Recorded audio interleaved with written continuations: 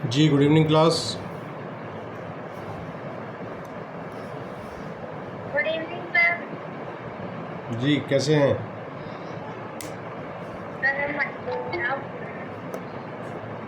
जी मैं भी ठीक हूँ। चलिए भारतीय साक्ष्य अधिनियम 2023 की अगली क्लास शुरू करते हैं। पिछली क्लास में हम धारा 9 तक देख चुके हैं। क्यों है नो?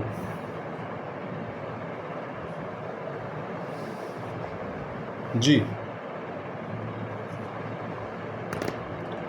धारा 10 कहती है कि facts tending to enable court to determine amount are relevant in suits for damages. रकम अवधारित करने के लिए न्यायालय को समर्थ करने की प्रवृत्ति रखने वाले तथ्य नुकसानी के लिए वादों में सुसंगत है। क्या समझे? ये कह रहा है in suits in which damages are claimed any fact which will enable the court to determine the amount of damages which ought to be awarded is relevant. ये कह रहा कि उन वादों में जिनमें नुकसानी का दावा किया गया है कोई भी तथ्य सुसंगत है जिससे न्यायालय नुकसानी की वह रकम अवधारित करने के लिए समर्थ हो जाए जो अधिनिर्णित की जानी चाहिए। नुकसानी का दावा आप क्या समझते हैं? सूट फॉर डैमेजेस से क्या मतलब है आपका? जी सिविल केस। हाँ बोलिए। Sir civil case. देखिए डैमेजेस जहाँ आपको प्राप्त करने हैं, कोई नुकसान आपका हुआ है, वो नुकसान की प्राप्ति आपको करने के लिए कोई दावा आप कर रहे हैं कोर्ट में, तो उन नुकसान को साबित करने के लिए जो भी तथ्य रिलेवेंट हैं वो धारा 10 कहता है कि वो धारा 10 के अकॉर्डिंगली रिलेवेंट होने के नाते न्यायालय उन पर गौर फरमाएंगे। उदाहरण के तौर पे मैं आपको समझाता हूँ। मोटर दुर्घटनावाद के केस जो चलते हैं वो नुकसानी के केस हैं, डैमेजेस के केस हैं। किसी की व्यक्ति की मृत्यु अगर मोटर दुर्घटना में हो जाती है तो एमएसटी के समक्ष एक वाद दायर करके वो नुकसानी प्राप्त करने के लिए एक केस चलता है एमएसटी में। तो वहाँ उस नुकसानी की रकम निर्धारित करने के लिए जो जो तथ्य कोर्ट की हेल्प करने वाले होंगे वो सारे तथ्य धारा 10 के अकॉर्डिंग क्या होंगे? रिलेवेंट होंगे। एनु समझ आया कुछ?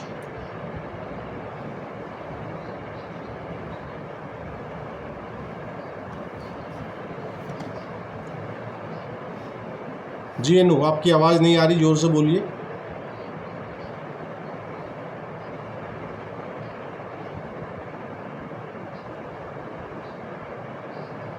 देखिए अगर कोई नुकसानी का वाद कहीं न्यायालय के समक्ष पेंडिंग है, उसे निर्धारित करने के लिए जो जो तथ्य उस नुकसानी को प्रभावित करने वाले होंगे, मृतक की आयु आप साबित करेंगे, मृतक की आय आप साबित करेंगे, यदि उसके इलाज में कोई खर्च हुआ है मरने से पहले तो वो आप साबित करेंगे। वो सारे के सारे तथ्य धारा 10 के माध्यम से सुसंगत तथ्य हैं। चलिए अगली धारा बोलती है 11 कह रही है facts relevant when right or custom is in question. जबकि अधिकार या रूढ़ी प्रसंगत है तब सुसंगत तथ्य क्या हैं, वो धारा 11 बता रही है। धारा 11 कह रही है कि where the question is as to the existence of any right or custom the following facts are relevant. जहाँ की किसी अधिकार या रूढ़ी के अस्तित्व के बारे में प्रश्न है तो निम्नलिखित तथ्य सुसंगत हैं। क्या? Any transaction by which the right or custom in question was created, claimed, modified, recognised, asserted or denied or which was inconsistent with its existence.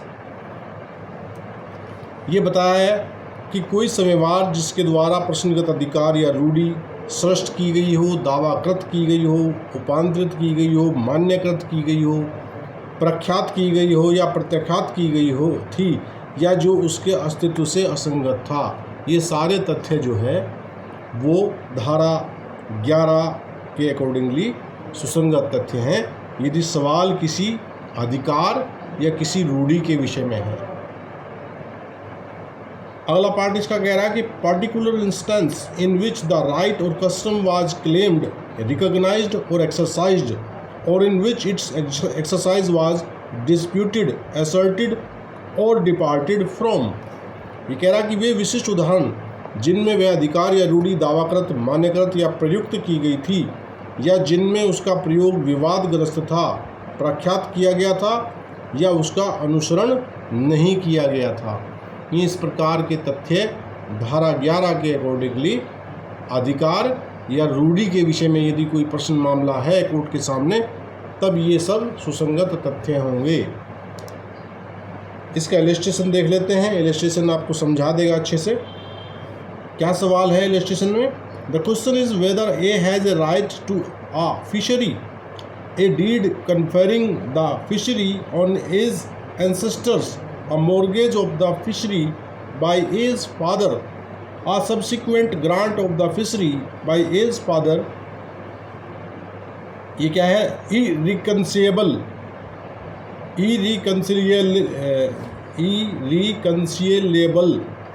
with the mortgage, particular instance in which his father exercised the right or in which the exercise of the right was stopped by his neighbor are relevant fact। सवाल ये है कि क्या कै का एक mean क्षेत्र पर अधिकार है। मीन क्षेत्र होता है जहाँ मछली पालन किया जाता है, उसे मीन क्षेत्र बोला जाता है। अब इस बारे में का के पूर्वजों को मीन क्षेत्र प्रदान करने वाला विलेख जो कै के पिता द्वारा उस मीन क्षेत्र का बंधक, कै के पिता द्वारा उस बंधक से अनमेल पाश्चिक अनुदान, विशिष्ट उदाहरण जिनमें कै के पिता ने अधिकार का प्रयोग किया था और जिनमें अधिकार का प्रयोग कै के पड़ोसियों द्वारा रोका गया था, ये सुसंगत तथ्य है। भाई कै का किसी मीन क्षेत्र पर अधिकार है या नहीं, ये सवाल है। और का के पूर्वजों ने वो मीन क्षेत्र प्रदान करने वाला कोई विलेख, का के पिता द्वारा उस मीन क्षेत्र को बंधक, कै के पिता द्वारा उस बंधक के अनमेल पाश्चिक अनुदान। देखिए का के पिता ने उस मीन क्षेत्र को बंधक बनाया और उसके बाद कै के पिता द्वारा उस बंधक से अनमेल कोई पाश्चिक अनुदान, विशिष्ट उदाहरण जिनमें कै के पिता ने अधिकार का प्रयोग किया या जिनमें अधिकार का प्रयोग कै के पड़ोसियों द्वारा रोका गया था, सुसंगत तथ्य है। यदि उसने प्रयोग किया था वो भी सुसंगत तथ्य है और ऐसे प्रयोग को पड़ोसियों द्वारा रोका गया था वो भी सुसंगत तथ्य है, जैसी भी स्थिति हो। कल्पना क्लियर है? जी सर। मेरी आवाज़ आपको क्लियर आ रही है? एनु हाँ सर। जी, एनु से संपर्क नहीं हो पा रहा है। एनु की आवाज़ इधर नहीं आ रही है। एनु आपको आवाज़ आ रही है क्लियर? जी हमारी आवाज़ तो आ नहीं रही आपको? अब आई है, अब आई है, पहले नहीं आ रही थी। शायद आवाज़ नहीं आ रही थी। हाँ अब आ रही है आपकी आवाज़ क्लियर। जी धारा 12 बात कर रहा है fact showing existence of state of mind or of body of bodily feeling, मन या शरीर की दशा या शारीरिक संवेदना का अस्तित्व दर्शित करने वाले तथ्य। जी धारा 12 बताती है कि वे तथ्य जो मन या शरीर की दशा बताते हों, शारीरिक संवेदना का अस्तित्व दर्शित करते हों, वे तथ्य धारा 12 के अकॉर्डिंग जो है वो सुसंगत हैं। क्या कहती है धारा 12? Fact showing the existence of any state of mind such as intention, knowledge, good faith, negligence, restless, ill will or good will towards any particular person or showing the existence of any state of body or bodily feeling are relevant when the existence of any such state of mind or body or bodily feeling is in issue or relevant। ठीक है, ये कह रहा है कि मन की कोई भी दशा जैसे आशय, ज्ञान, सद्भाव, उपेक्षा, उतावलापन, किसी विशिष्ट व्यक्ति के प्रति वैमनस्य या सदिच्छा दर्शित करने वाले या शरीर की या शारीरिक संवेदना की किसी दशा का अस्तित्व दर्शित करने वाले तथ्य तब सुसंगत हैं जबकि ऐसी मन की या शरीर की या शारीरिक संवेदना की किसी ऐसी दशा का अस्तित्व विवादक तथ्य है या सुसंगत तथ्य है। अब इसके एक्सप्लेनेशन है दो। पहला एक्सप्लेनेशन कह रहा है कि effect relevant as showing the existence of a relevant state of mind must show that the state of mind exist not generally but in reference to the particular matter in question. स्पष्टीकरण ये कह रहा है कि जो तथ्य इस नाते सुसंगत हैं कि वह मन की सुसंगत दशा के अस्तित्व को दर्शित करता है, उससे यह दर्शित होना ही चाहिए कि मन की वह दशा साधारणतः नहीं अपितु प्रसंगत विशिष्ट विषय के बारे में अस्तित्व में है। मन की दशा के बारे में ये स्पष्टीकरण बता रहा है कि उससे यह दर्शित किया जाना चाहिए कि जो वह दशा है मन की वो साधारणतः नहीं है बल्कि प्रसंगत विशिष्ट विषय के विषय में है, उसके बारे में है। मन की दशा आप साबित करेंगे, शरीर की दशा आप साबित करेंगे, शारीरिक संवेदनाओं का अस्तित्व यदि आप साबित करेंगे तो धारा 12 आपको अलाउ करती है ऐसा करने के लिए।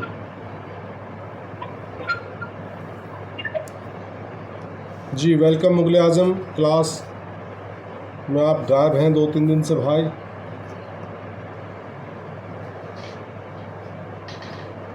जी Mughal e Azam. Good evening everyone. जी कैसे हैं आप सब लोग? Good evening, good evening. हम धारा 12 पढ़ रहे हैं मुगले आजम भारतीय साक्ष्य अधिनियम 2023 की और इसका एक्सप्लेनेशन नंबर 2।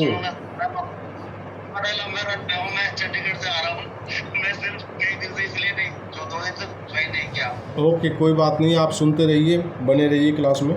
जी एक्सप्लेनेशन नंबर 2 कह रहा है कि but where upon the trial of a person accuse of an offence the previous commission by the accuse of an offence is relevant with in the meaning of this section the previous conviction of such person shall also be a relevant fact. स्पष्टीकरण 2 कह रहा है कि किंतु जबकि किसी अपराध के अभियुक्त व्यक्ति के विचारण में इस धारा के अर्थ के अंतर्गत उस अभियुक्त द्वारा किसी अपराध का कभी पहले किया जाना सुसंगत हो तब ऐसे व्यक्ति की पूर्व दोष सिद्धि भी सुसंगत तथ्य होगी।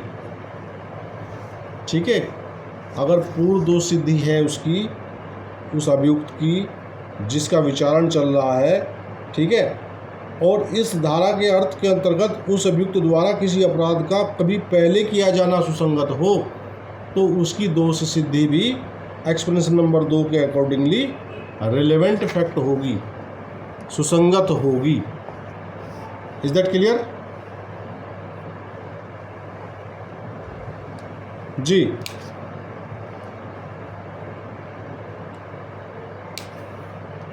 हाँ जी बोलो भाई।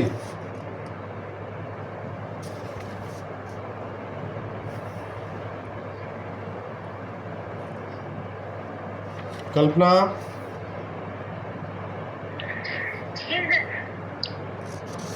देखिए धारा 12 के जो इलिस्ट्रेशन हैं वो काफ़ी लंबे चौड़े हैं, इनके कुछ मेन इलिस्ट्रेशन मैं समझा रहा हूँ, बाकी आप सेल्फ देखिएगा। ठीक है, इसका इलिस्ट्रेशन ए देख लेते हैं। सबसे पहले ये कह रहा है कि A is accuse of receiving stolen goods knowing them to be stolen.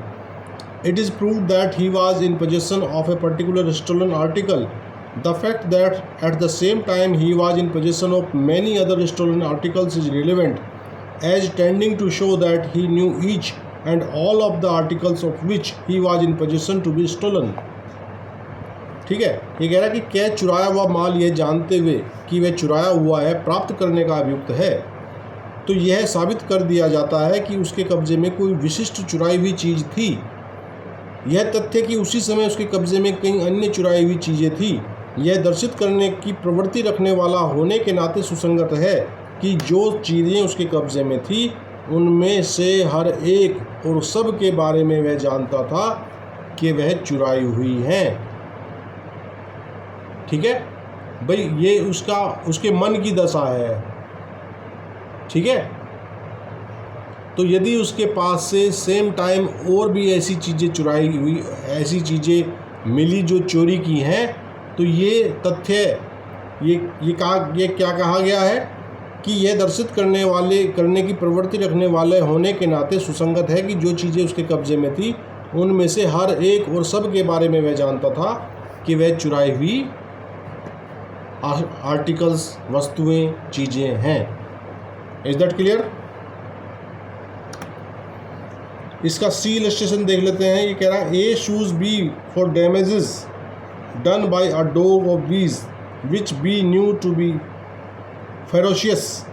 The fact that the dog had previously bitten X, Y and Z and that they had made complaints to be are relevant. ये कह रहा कि खे के कुत्ते द्वारा, जिसका हिंसक होना खे जानता था, किए गए नुकसान के लिए खे पर क्या वाद लाता है। ये तथ्य कि कुत्ते ने पहले भी भय, मैं और यह को काटा था और यह कि उन्होंने खे से शिकायतें की थी, तो ये सुसंगत तथ्य हैं, वो रिलेवेंट हैं। धारा 12 के अकॉर्डिंग उनको कोर्ट के समक्ष साबित किया जा सकता है। जी, इज दैट क्लियर? हेनु, जी सर। समझ तो आ रहा है तुम्हें? कहीं ऐसा तो नहीं है कि मैं तुम्हें बताया जा रहा हूँ और तुम जी सर कर रहे हो? सर जो आपने पहला और जो तीसरा बताया है, इसमें सर ज्ञान के अंतर्गत आएगा ये? नॉलेज थी उन्हें, जानकारी थी, और ये मन की दशा होती है किसी को किसी बात की जानकारी होना। ठीक है। अगला इलस्ट्रेशन देखते हैं के इलस्ट्रेशन। बाकी इलस्ट्रेशन देखिए, आप सारे इलस्ट्रेशन आप सेल्फ पढ़िएगा और यदि कहीं कुछ समझ ना आए तो आप मुझसे पूछ लीजिएगा, क्योंकि इसके इलस्ट्रेशन बहुत लंबे हैं। अगर सारों को मैं यहाँ पढ़ाऊँगा तो आप लोगों को जो है वो बड़ा समय लगेगा। ठीक है। इसका इलस्ट्रेशन के कह रहा है, the question is whether A has been guilty of cruelty towards B his wife. Expressions of their feeling towards each other shortly before or after the alleged cruelty are relevant facts. ये कह रहा है कि प्रश्न यह है कि क्या कै अपनी पत्नी खे के प्रति क्रूरता का दोषी रहा है। अभी कथित क्रूरता के थोड़ी देर पहले या पीछे उनके एक दूसरे के प्रति भावनाओं की अभिव्यक्तियां सुसंगत तथ्य हैं। क्या समझे? उनकी एक दूसरे के प्रति भावना कैसी है, वो सुसंगत तथ्य हैं क्रूअल्टी के पहले, तत्काल पहले और तत्काल पश्चात। ठीक है।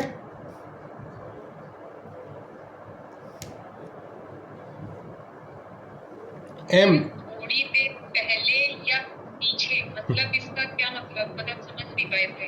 मतलब जो क्रूअल्टी हुई, क्रूअल्टी का जो एक निश्चित समय हुआ होगा भाई कि कोई कंप्लेंट आई क्रूअल्टी की, तो क्रूअल्टी से पूर्व का और क्रूअल्टी से पश्चात की उनकी जो भावनाएं हैं एक दूसरे के प्रति, उन भावनाओं को यहाँ धारा 12 के अकॉर्डिंग साबित किया जा सकता है। यदि कोई ऐसी एविडेंस आ रही है जो उनके भावनाओं के प्रति, उनकी भावनाओं को साबित करती हो, तो धारा 12 अलाउ करती है उन कि वो सुसंगत तथ्य हैं।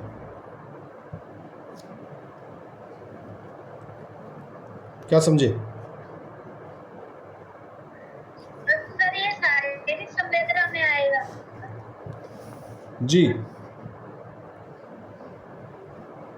इसका मतलब ये हुआ ना कि अगर किसी के साथ क्रूरती हुई है, जैसे हस्बैंड वाइफ के बीच हुई है, जब वो एट मोमेंट हुई है मतलब तब का है, लेकिन उससे पहले या बाद का इंटेंशन की, मतलब पहले या तो कि वो पहले से ही ऐसे मतलब पहले भी करता हो या बाद तक भी हो, तो उस चीज के लिए है ना ये। हाँ, मतलब ये है कि वो क्रूअल्टी जो है उसकी एक दिन का, एक समय का काम नहीं है, उनके कंटिन्यूअसली ऐसे संबंध चले आ रहे हैं।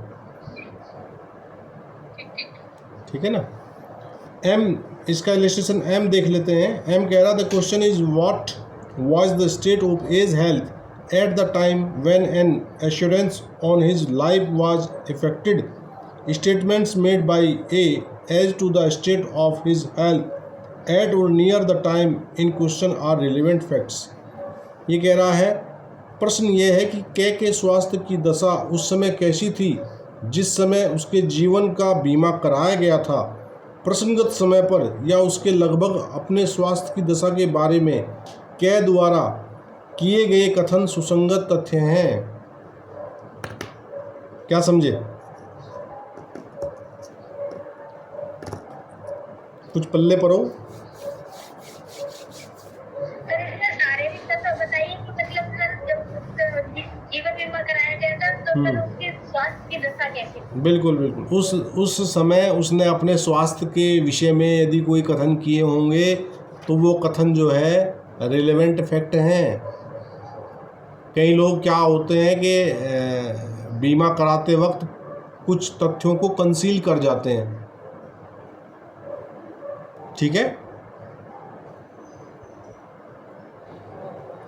और पता लगा कि उसी दौरान जिस दौरान बीमा लिया गया था, बीमे में तो उसने कहा था कि I am a fit person, मुझे कोई किसी किस्म की बीमारी नहीं है।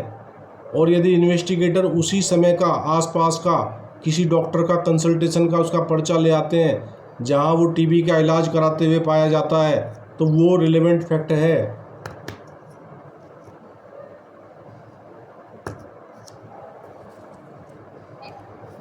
क्यों? अब इसका जो एक एन वाला इलस्ट्रेशन है, इसे पहले ध्यान से देखिएगा। ये एन वाला इलस्ट्रेशन बहुत बार परीक्षाओं में पूछा गया है, इसे वेरी वेरी इंपॉर्टेंट लिख लीजिए जी। क्या कहता है एन? ये कह रहा A sues B for negligence in providing him with a car for hire not reasonably fit for use whereby A was injured. The fact that B's attention was drawn on the other occasions to the defect of that particular car is relevant. The fact that B was habitually negligent about the cars which he let to hire is irrelevant. ये कह रहा कि कै ऐसी उपेक्षा के लिए खे पर वाद लाता है जो खे ने उसे युक्तियुक्त रूप से अनुपयोग कार्य भाड़े पर देने द्वारा की जिससे कै को क्षति हुई थी। यहाँ तक कोई समस्या? यहाँ तक समझ आ गया?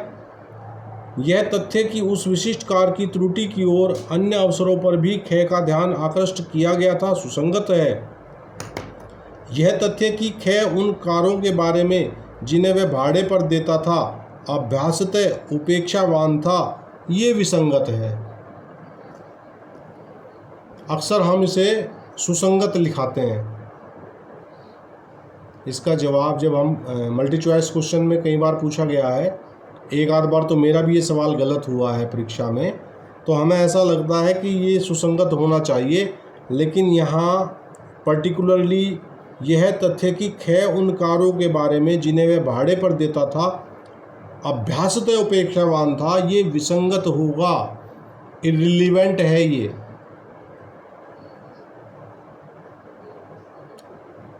कल्पना, ये तथ्य तो सुसंग है जी।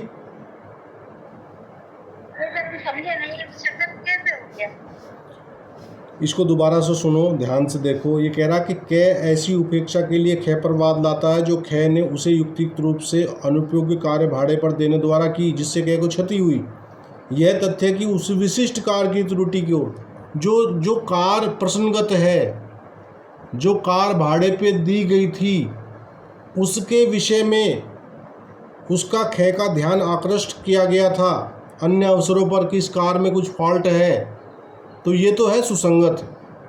लेकिन हम ये साबित करने लगे कि यह तथ्य कि खे उन कारों के बारे में जिन्हें वह भाड़े पर देता था अभ्यासतः उपेक्षावान था, ये विसंगत है।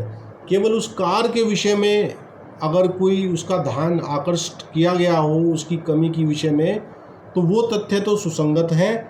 लेकिन हम ये साबित करने लगे कि अन्य कारों के, जिन कारों को वो और भी कारें भाड़े पर देता है, तो हम ये साबित करने लगे कि वो तो हैबिचुअली है ऐसा करने के लिए, तो ये यहाँ विसंगत है। ये ध्यान रखिएगा। हीट ऑफ द मोमेंट में हमें ये सुसंगत नज़र आता है, और मैं कह रहा हूँ कि इसको हम एग्ज़ाम में गलत कराते हैं अक्सर, तो हमें ये विसंगत देख है। क्या कह रहे हो? हाँ सर, आप समझ गए। ठीक है ना? एनु क्लियर है? जी सर। लास्ट इलस्ट्रेशन भी इसका देख लेते हैं। ये कह रहा A is tried for a crime, the fact that he said something indicating an intention to commit that particular crime is relevant. The fact that he said something indicating a general disposition to commit crimes of that class is irrelevant. ये कह रहा कि कै का किसी अपराध के लिए विचारण किया जाता है, यह तथ्य कि उसने कोई बात कही जिससे उस विशिष्ट अपराध के करने का आशय उपदर्शित होता है, तो वो सुसंगत है। क्योंकि हम धारा के हेडिंग में पढ़ के आए हैं कि मन की दशा, आशय, ठीक है। तो यहाँ कह रहा है कि कोई विशिष्ट अपराध के जिस अपराध के लिए उसको ट्रायल किया जा रहा है उसका, ठीक है, उसको करने के संबंध में कोई बात कही जिससे कि उसका आशय दर्शित होता हो, आशय नज़र आता हो, तब तो वो तथ्य तो है सुसंगत। और यह तथ्य कि उसने कोई बात कही जिससे उस प्रकार के अपराध करने की उसकी साधारण प्रवृत्ति उपदर्शित होती हो, तो वो विसंगत है। क्या समझे?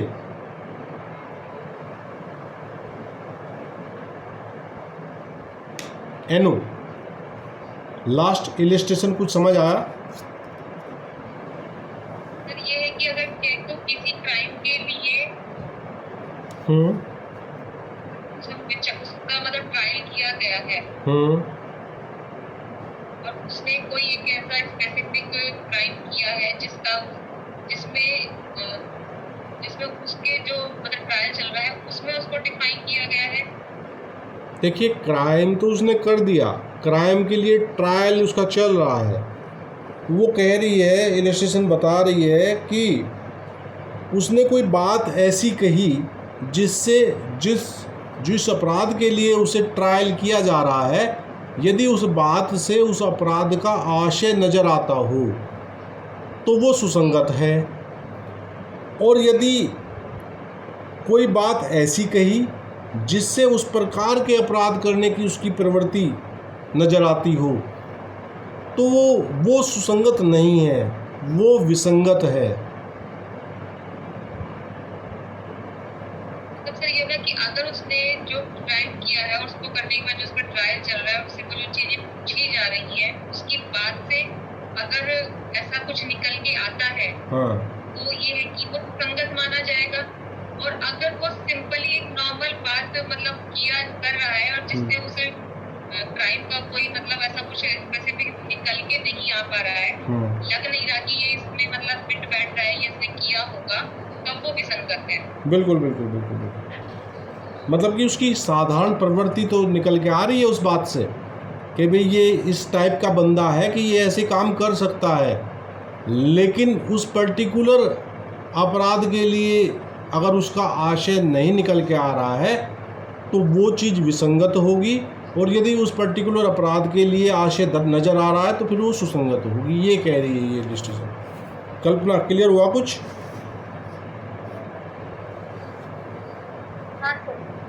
सेक्शन 13 देख लेते हैं। सेक्शन 13 कह रहा facts bearing on question whether act was accidental or intentional. कार्य आकस्मिक या साक्ष्य था, इस प्रश्न पर प्रकाश डालने वाले तथ्य धारा 13 के अकॉर्डिंग सुसंगत हैं। कोई कृत्य है, ये बताने वाली कोई बात है, कोई तथ्य ऐसे हैं जो ये उजागर कर रहे हैं कि ये जो कृत्य किया गया है ये विद इंटेंशन किया गया है या ये दुर्घटनावश हुआ है। यदि ऐसी कोई बात है, ऐसे कोई तथ्य हैं, तो ये धारा 13 अलाउ करती है कि वे तथ्य क्या होंगे? सुसंगत तथ्य होंगे। देख लेते हैं धारा सेक्शन की बॉडी क्या कह रही है। ये कह रहा है when there is a question whether an act was accidental or intentional. ये दो बात तो आपको समझ में आ गई होंगी, इंटेंशनल और एक्सीडेंटल। इंटेंशनल क्या होता है? जब आशय सहित आप कोई काम करें, इरादतन कोई काम करें तो वो होता है इंटेंशनल, और कोई कार्य आपसे त्रुटिवश दुर्घटनावश हो जाए तो वो है एक्सीडेंटल। तो ये कह रहा है कि or done with a particular knowledge or intention, the fact that such act formed part of a series of similar occurrence in each of which the person doing the act was concerned is relevant। ये कह रहा है कि जबकि प्रश्न ये है कि कोई कार्य आकस्मिक था या साक्ष्य था या किसी विशिष्ट ज्ञान या आशय से किया गया था, तब यह तथ्य कि ऐसा कार्य समरूप घटनाओं की आवली का भाग था जिनमें से हर एक घटना के साथ वह कार्य करने वाला व्यक्ति संपृक्त था, ये सुसंगत तथ्य है। हम कहेंगे कोर्ट को कि सर ये जो फैक्ट, ये जो मामला आपके सामने आया है ये पहली बार नहीं हो रहा है, ये व्यक्ति पहले भी इस प्रकार के कृत्यों को अंजाम दे चुका है। तो एक बार दुर्घटना हो सकती है, दो बार दुर्घटना हो सकती है, लेकिन ये तो लगातार इस प्रकार के कार्य में संलिप्त रहा है। तो वो जो उसकी आवली है, वो जो सीरीज़ है, उसको साबित करने वाले तथ्य जो है धारा 13 अलाउ करती है कि वो सुसंगत हैं और उन्हें साबित किया जा सकता है। इसके इलिस्ट्रेशन से आपको बिल्कुल क्लियर हो जाएगी, धारा क्रिस्टल क्लियर हो जाएगी। ये कह रहा है A is accused of burning down his house in order to obtain money for which it is insured. The facts that A lived in several houses successively, each of which he insured, in each of which a fire occurred, and after each of which fires are received payment from a different insurance company, are relevant as tending to show that the fires were not accidental। ये कह रहा कि क्या पर यह अभियोग है कि अपने गृह के बीमे का धन अभिप्राप्त करने के लिए उसने उसे जला दिया। ये तथ्य कि कई घरों में एक के पश्चात दूसरे में रहा, जिनमें से हर एक का उसने बीमा कराया, जिनमें से हर एक में आग लगी, और जिन अग्निकांडों में से हर एक के उपरांत कै को किसी भिन्न बीमा कंपनी से बीमा धन मिला, इस नाते सुसंगत है कि उनसे यह दर्शित होता है कि वे अग्निकांड आकस्मिक नहीं थे। क्या समझे कल्पना?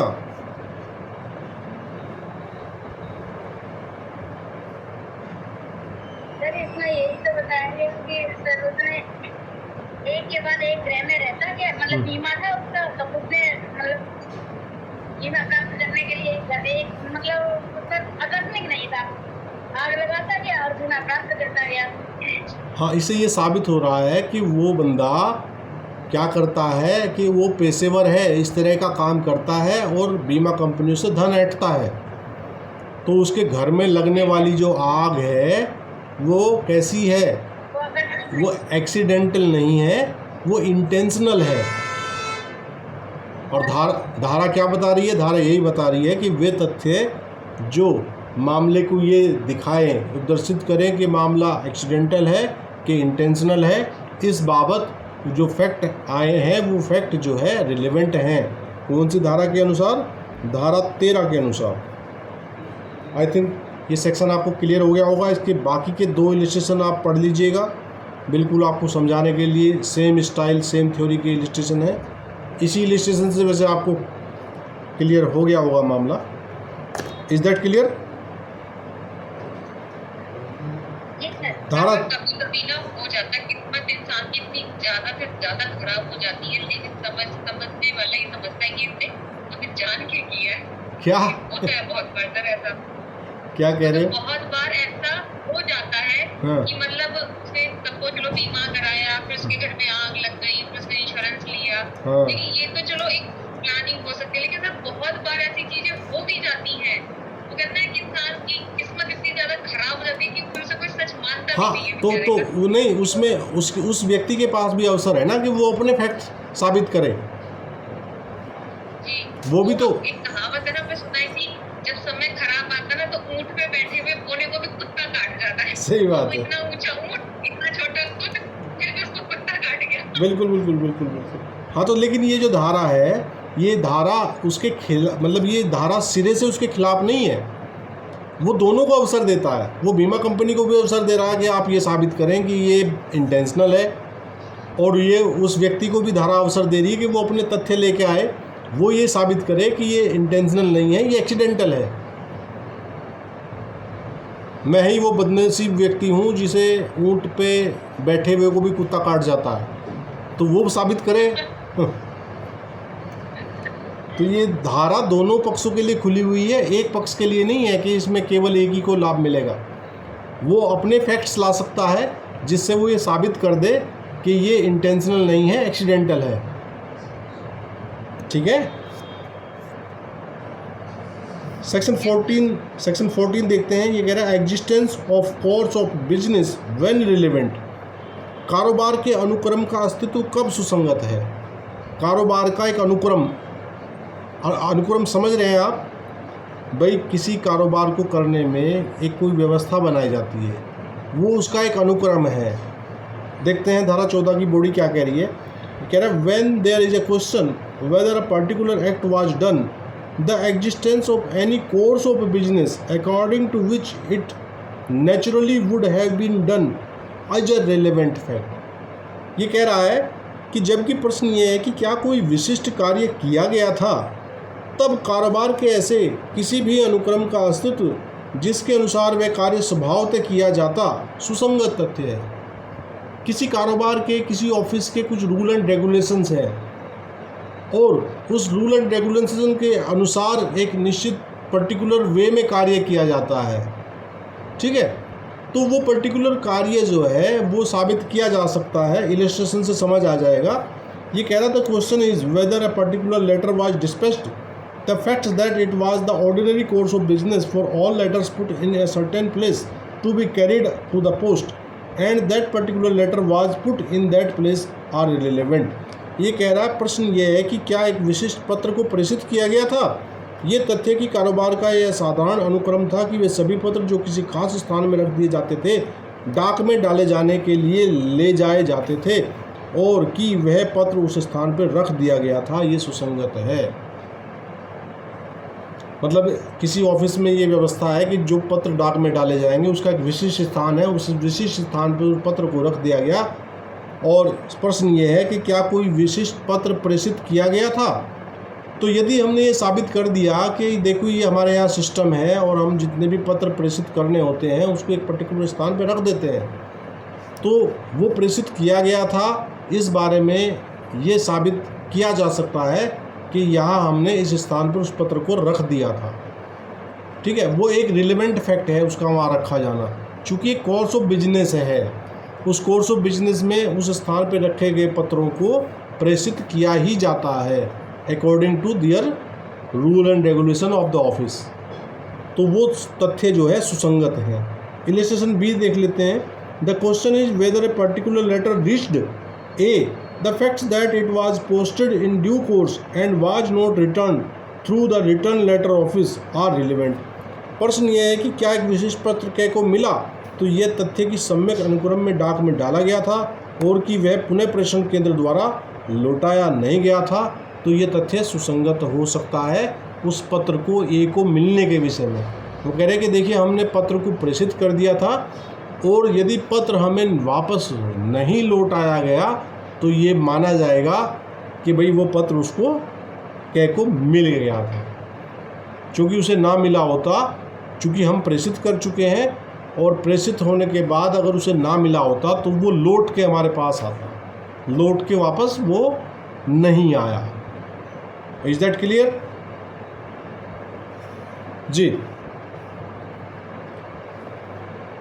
जी सर।